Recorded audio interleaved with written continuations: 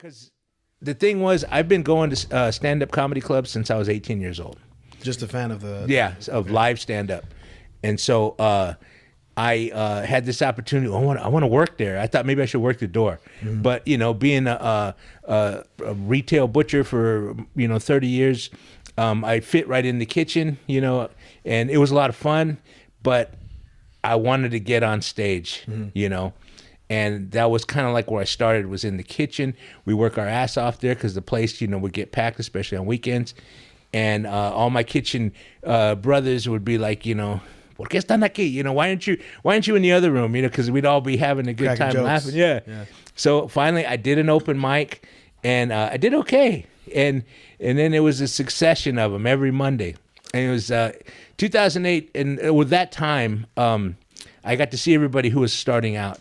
And when I think about the people I started out with, I'm like, wow, Kabir Singh, Sammy Obeid. Oh, wow. Yeah, Rudy, I think Storn was already involved with comedy. He was already hitting it, but that's how I met him there. You told me he started like in 2003? Yeah. So all those guys that I know as friends, most of them, we started together. Wow. Some of them are in L.A. I don't know, Corey Robinson, do you know him? Yeah. Yeah, he's in L.A. Yeah, He did a show in we were Big T. Wow. Yeah, Whiteout. Remember, Whiteout from Oakland? He's in SAC now. I think so, yeah. There was a lot of those guys from Oakland, Leroy Stanfield and Whiteout that we were there every, For every the open Monday. mic at Tommy T's. Yeah, that was like our big, we called it going to school. We were all horrible, Really? Actually, Sammy and Kabir were great. Yeah. So you could tell there was something special about those two guys because they would come together. Yeah. And then the thing was, Tommy used to do it. Everybody paid $5 to get in, and I just thought, okay, that's the way it is. But they would pick like 5 top comics of the night, and then by audience of applause, they'd pick a winner, and the winner would get half of that door money. Yeah. So it was like, oh yeah, they still do that. I actually did that not that long ago, where you pay $5 and then the winner, half of the. I won it. I think I won it twice later on, which was over $100. That's not bad, So.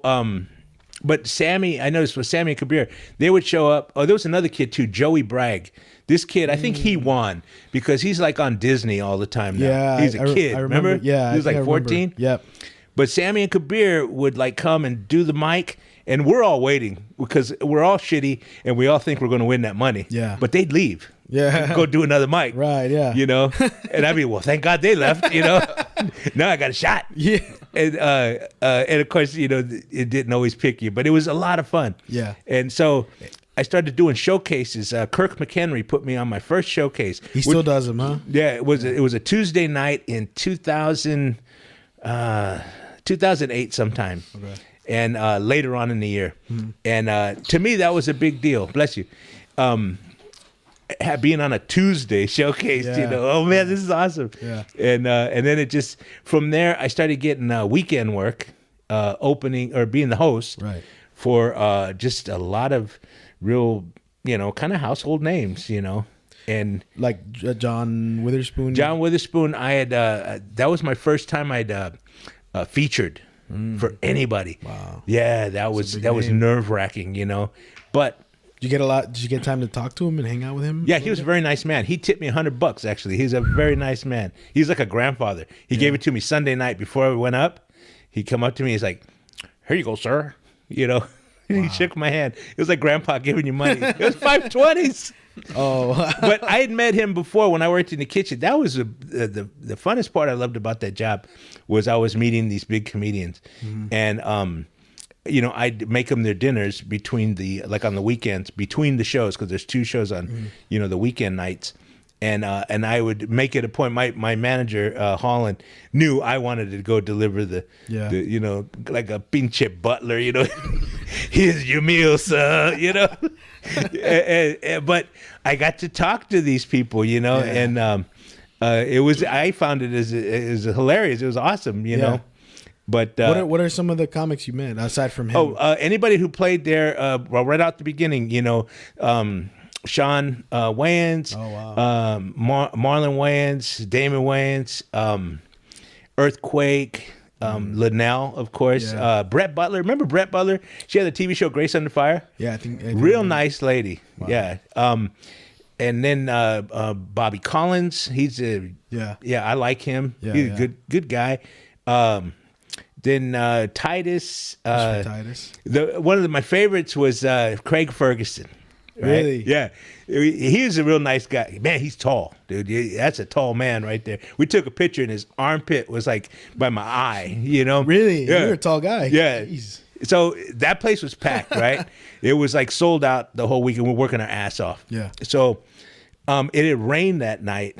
And I'll never forget this. My boss, Holland, and I at Sunday night show, last show, we're taking out the last garbage, big garbage can on wheels, right? We go to the dumpster, and somebody parked right in front of the dumpster, you know, and we're like, it says no parking, you know, it's a big thing for us. Come on, so we lift the bag out. We're gonna put it over is a Lincoln Navigator parked right there. The bag rips, and all the garbage goes. It's raining. We're pissed. And I'm like, fuck this car. He's like, yeah, fuck this car. And we start throwing food at the car, right? And it stops raining, you know? And then we got it. Yeah, that's what they get. They should fucking know. So for whatever reason, Tommy comes out. He's just walking out. The show's almost over. And he's like, what the fuck are you doing? That's Ferguson's car, right? Oh, shit. And like Holland's like, get the hose, you know. So we washed the car off, you know. We got all the garbage out, threw it away, and now we got towels, you know. In the kitchen, you got a lot of towels, right? So we're like wiping the car down because it stopped raining. It's all nice and pretty. And then Ferguson's old lady comes out. She goes, "Oh my God, you guys are so sweet, right?" He goes, yeah, we got to go back to L.A. tonight, and it was full of bugs. Jesus. Right? So then she went and told him, and he tipped us. There you go. That's very kind, you know. Creating opportunities for yourself. Yeah, exactly. I said, thank you. Can we get a picture? You know. Have you worked with him? Hell no. He's huge. No. He's fucking no. I know a guy named Craig. That's it, brother. That's it. He said, wait.